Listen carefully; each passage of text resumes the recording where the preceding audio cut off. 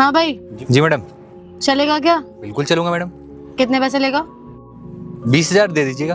20,000? जी madam.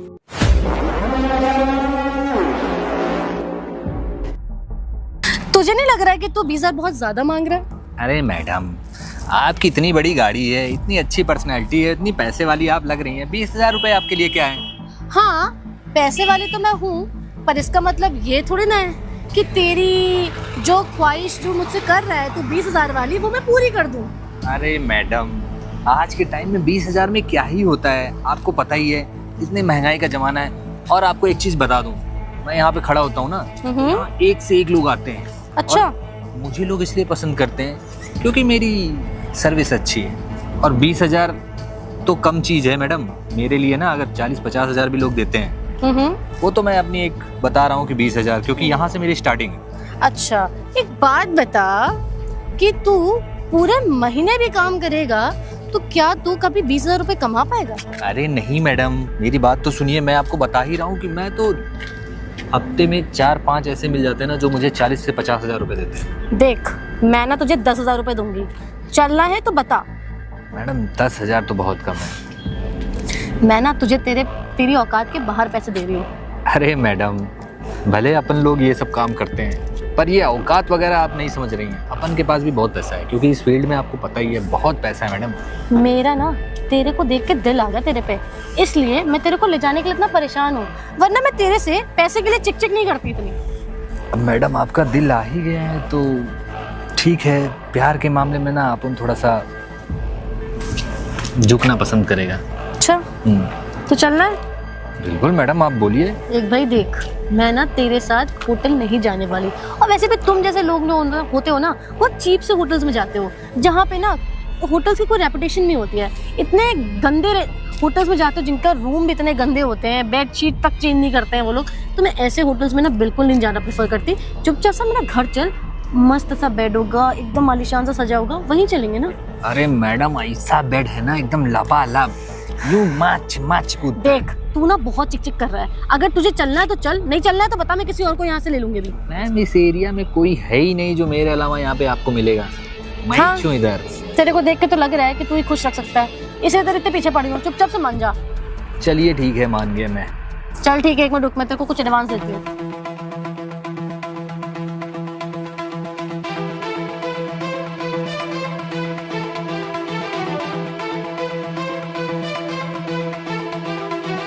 ये ले पकड़, 5,000 रुपए अभी के लिए, बाकी के 5,000 काम होने के बाद दूंगी। तो बहुत तेज है मैडम, 5,000 मुझे अभी दे दिया।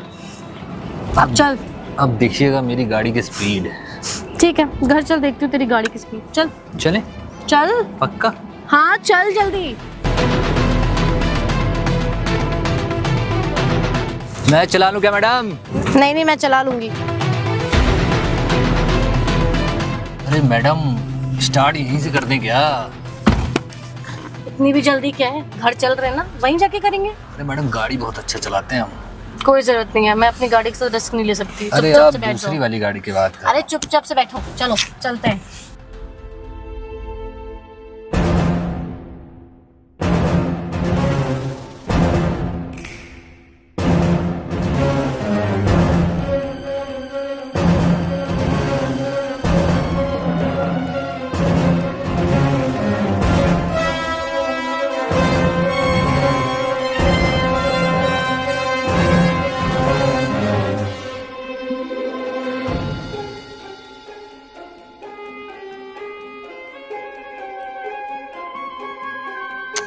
सेट। ये भाभी जी का ना रोज का हो गया है। भैया घर पे रहते नहीं है, पता नहीं कौन कौन लड़के को ये लेके घर आती है। आज मैं ना इनको सबक सिखा ही दूंगा। अभी मैं भाभी को कॉल करके ना यहीं बुलाता हूँ, तब इनको पता चलेगा भैया की पीठ पीछे ये क्या कर रही हैं। मैडम कोई है तो नहीं घर पे? अरे क्या है, तुम इतना डर क्यों रहे हो? कोई नहीं है, मेरा एक देवर है, वो किसी से मतलब नहीं रखता। अरे मैं कहीं फंस ना जाऊं। अरे नहीं फंसोगे, मैं हूं ना, आ जाओ। आपके घर में 2 गेट हैं क्या? क्यों? अरे मतलब एक से दिक्कत होगी, मैं दूसरे भाग जाऊंगा ना। अरे आ जाओ, कोई कुछ नहीं कर रहा है। और तुम ना बिना मतलब की टेंशन मत लिया करो, घर में ना कोई नहीं है, मेरा पति ना बाहर गया हुआ है, तो अभी हम आराम से चिल कर सकते हैं। ठीक है, आपको ना बाहर होटल में चलना चाहिए था। क्यों? मेरा इतना बड़ा घर बेकार जाएगा? अरे घर में सेफ्टी नहीं रहती है। बहुत सेफ्टी रहती है। होटल को तो वीडियोस बनने का डर रहता है, घर में कौन बनाने वाला है ये बताओ। चलो आ जाओ, बकवास मत करो।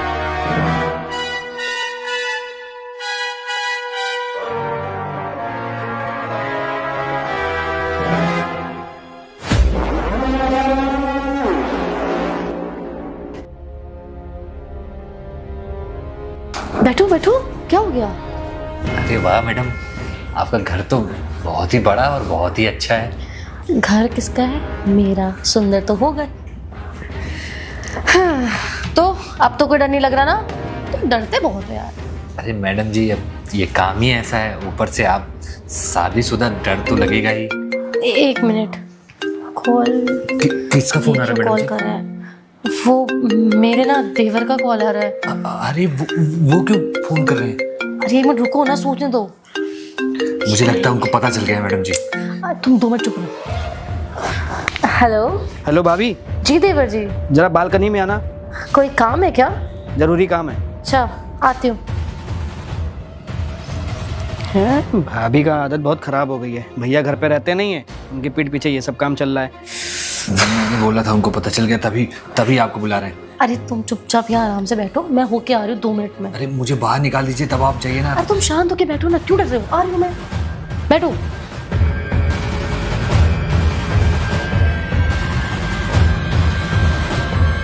जी देवर जी बताइए। भाभी जी ये बताइए, ये सब छोड़िए, मुझे ये बताइए, ये आपका रोज का हो गया। कल दूसरा लड़का, आज कोई दूसरा लड़का, ये सब क्या चल रहा है? भैया घर पे नहीं रहते, उसका फायदा उठाया जा रहा है क्या?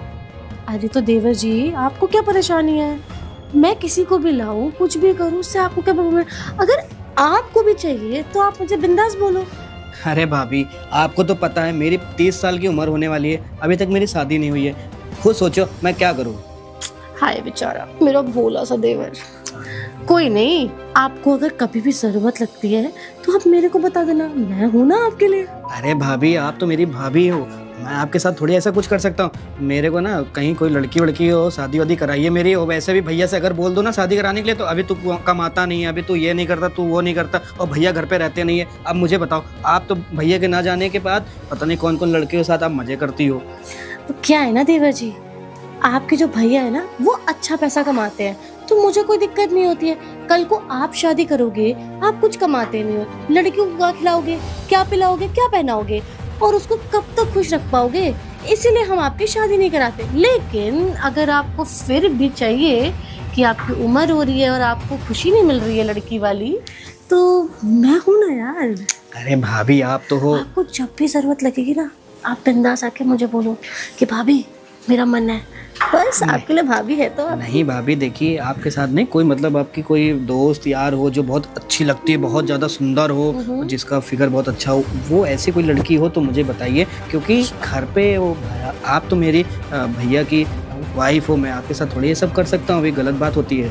वो क्या है ना देवर जी, अच्छे फिगर वाली, सुंदर और ब्यूटीफुल सी लड़की ना तब मिलती है जब आपकी खुद की शक्ल अच्छी है ना?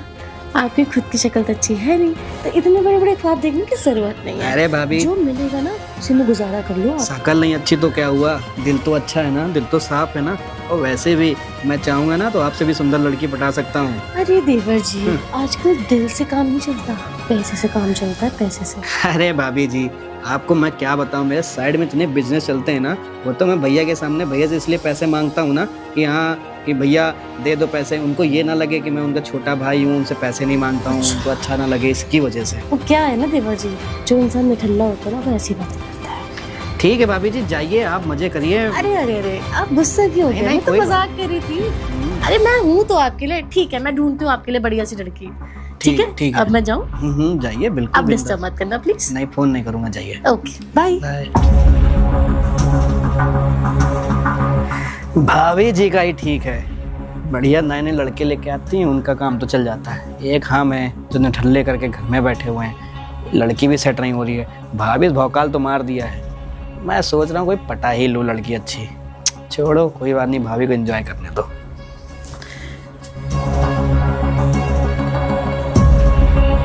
क्या वो मैडम जी, किसने बुलाया था आपको? अरे मेरे देवर जी ने बताया था। देवर जी? इसका मतलब उनको सब कुछ पता चल गया है मैडम। अरे बाबा तुम डरते कितना हो, चिल करो, मैंने उन्हें संभाल लिया, सब कुछ कंट्रोल में है हमारी। मतलब उनको पता है कि आप मेरे साथ ये सब? ऑब्वियसली। तो मैं कुछ गलत तो ना कर रही? वो कुछ बोल नहीं रहे आपको? क्या बोलेंगे वो, मैंने उन्हें सेट कर लिया और क्या। अरे मैडम जी, वो जाके आपके पति को बता देंगे, बहुत दिक्कत हो जाएगी। अरे मेरी जान, वो कुछ नहीं बताएंगे मेरे पति को, क्योंकि मैंने भी उन्हें बोल दिया है कि अगर उन्हें भी कुछ चाहिए तो मैं हूं ना उनके लिए, सिंपल। तो आपने मुझे क्यों बुलाया? उन्हीं के साथ ये सब कर लेती। वो क्या है ना मेरी जान, तुम्हारे साथ करने में जो मजा है मेरे देवर के साथ कहाँ है यार। अच्छा ठीक है फिर मैडम, जो भी करना जल्दी करिए, कहीं कोई दिक्कत हो जाएगी तो आपका तो घर है, लेकिन मेरे को तो बहुत पीटेंगे लोग। जल्दी करिए मैडम। जिस तरीके से तुम इतना हड़बड़ा रहे हो, इतना घबरा रहे हो, मुझे तो लग ही नहीं रहा तुमसे कुछ होगा। अरे नहीं मैडम, आपको कोई चीज़ की शिकायत नहीं होगी। आप अच्छा जी, ठीक है फिर शुरू करते हैं। हाँ। वैसे एक बात बताओ, शुरू तो हम कर देंगे, एक बात बताओ, तुम ये सब काम करते क्यों हो? ऐसी क्या मजबूरी है तुम्हारी? अरे मैडम जी, ये कर लेते हैं ना, उसके बाद आपको बाद में बता दूंगा मैं ये सब। क्यों, अभी बताने में प्रॉब्लम है क्या तुम्हें? बताओ ना। वो मैडम जी, जब मैं बहुत छोटा था ना, उसी समय ही मेरे माँ बाप गुजर गए। अच्छा। और पड़ोसियों ने मेरे देखभाल शुरू किया और एक समय तक उन्होंने मेरा पालन पोषण किया। लेकिन आपको तो पता ही है, गैर लोग कितने दिन तक ही मेरा देखभाल करते। सही फिर बात है। उन्होंने मुझे उठा के रेलवे स्टेशन पे छोड़ दिया। अच्छा। और वहीं पे किसी तरीके से मैं बड़ा हुआ और उसके बाद वहीं मैं कूली का काम करने लगा। फिर वहाँ ना मेरी मुलाकात एक भैया से हुई। हाँ? जो ये सब काम जो अभी मैं कर रहा हूँ ना, वो यही सब काम करते थे।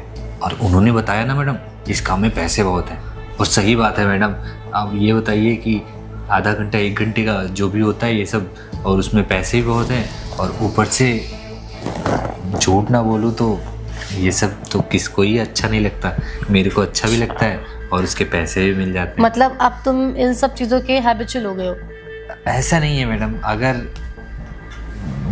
मैं ना कोई ढंग का, अगर मेरे पास पैसा होता तो मैं अच्छा खासा एक कोई छोटी सी दुकान खोल के वहीं पे बैठता मैं। अच्छा, तो एक बात बताओ, तुमने कभी ये नहीं सोचा कि मैं कोई ढंग की जगह पे जॉब के लिए अप्लाई करता हूँ या कहीं जाके इंटरव्यूज़ देता हूँ, छोटी मोटी जगह पे जाके भी इंटरव्यूज़ देता हूँ, कहीं ना कहीं तो जॉब लग जाएगी। तुमने यही रास्ता क्यों चुना और यही रास्ता तुम्हें क्यों ईजी लगा? अरे मैडम, अब आप ही बताइए, जब पढ़ाई नहीं की है तो फिर इंटरव्यू में जाता तो आज मार्कशीट और फिर सब कुछ दिखाना पड़ता, मैं कहाँ से दिखाता। ग्रेजुएशन हर जगह आजकल लगता है और मैं तो कुछ भी नहीं किया, और ऊपर से ऐसी जगह में फंस चुका था ना, वहाँ से निकलना ही बहुत मुश्किल था। पर तुम खुद सोचो ना कि आज के टाइम पे तो वैसे भी लोगों को जॉब आराम से मिल जाती है। तुम्हें कोई भी काम मिल सकता था, तुम्हें किसी के घर की सफाई करने को मिल सकता था, तुम्हें कहीं शॉपिंग मॉल में कोई जॉब मिल सकती थी, सिक्योरिटी गार्ड की जॉब मिल सकती थी, कहीं भी कुछ भी मिल सकता था, बहुत इजीली मिल जाता। 10 से 12 हज़ार रुपये तुम ऐसे ही अर्न कर लेते। फिर तुम इस जगह पे क्यों उतरे? अरे मैम, वो बात ही है कि थोड़ा सा आराम भी तो था ना ये। अब इसमें क्या है कि 1 घंटे 2 घंटे करना है, उसके बाद और पैसा भी इतना ज़्यादा है। मतलब तुम्हें मेहनत नहीं करनी है? ऐसा नहीं है मैडम, मैं मेहनती तो बहुत हूँ, पर एक सिनेरियो ऐसा बन गया है ना कि मैं उससे निकल ही नहीं पाया। अच्छा अच्छा, चलो मैं तुम्हें ना एक बात बताती हूँ। तुम उस लड़की को जानते हो जिसका नाम साक्षी है? हाँ हाँ मैडम, वो तो साक्षी मेरी बहुत अच्छी दोस्त है। दोस्त या गर्लफ्रेंड? अरे मैडम, प्यार तो हम दोनों करते हैं एक दूसरे से। अच्छा। और अगर हम लोग थोड़ा थोड़ा पैसे इकट्ठा कर रहे हैं, घर वर बन जाएगा, उसके बाद शादी कर लेंगे। अच्छा, साक्षी जो है ना मेरी बहुत अच्छी फ्रेंड है। अच्छा मैडम, आप कैसे उसको जानती हैं? बताती हूँ।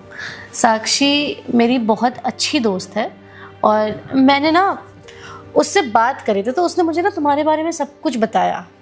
अच्छा। तो जब उसने मुझे तुम्हारे बारे में सब कुछ बताया ना, तो मैंने सोचा कि मैं तुमसे बात करूंगी, लेकिन जब मैं सड़क पे आई तुमसे बात करने, तो वहाँ मैंने देखा कि लोग ना बहुत गंदी निगाहों से देख रहे थे।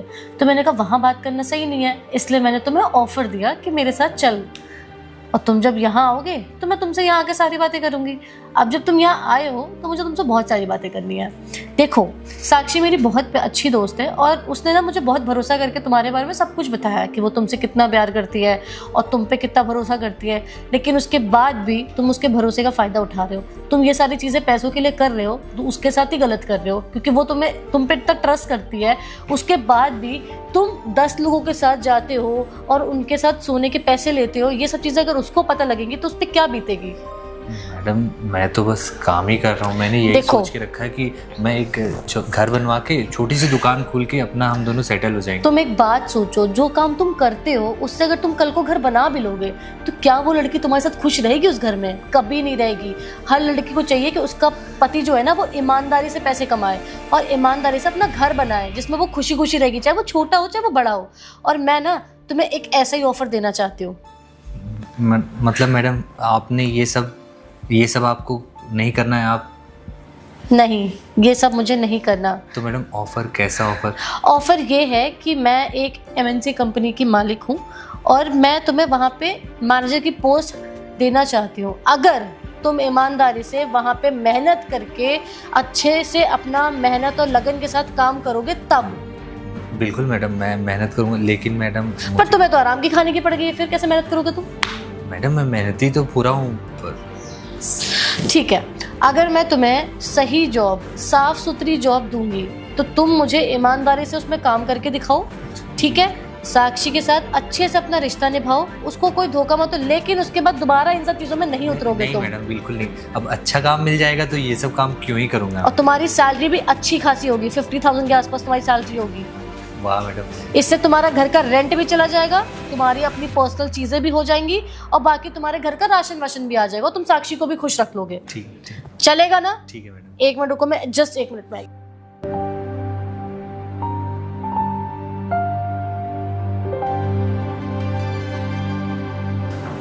मैडम कहाँ गई?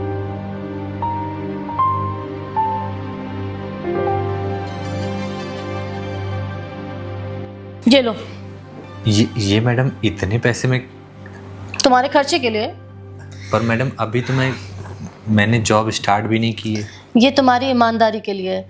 देखो, तुम जितना मेरे साथ वफादार रहोगे, मेरे काम के साथ वफादार रहोगे और अपना सारा का सारा काम बहुत ईमानदारी के साथ करोगे, बिना उसमें कोई भी चीटिंग करे या किसी के साथ कोई मिलावट करे, तो मैं तुम्हें अच्छे पैसे दूंगी और तुम्हारा साथ भी दूंगी।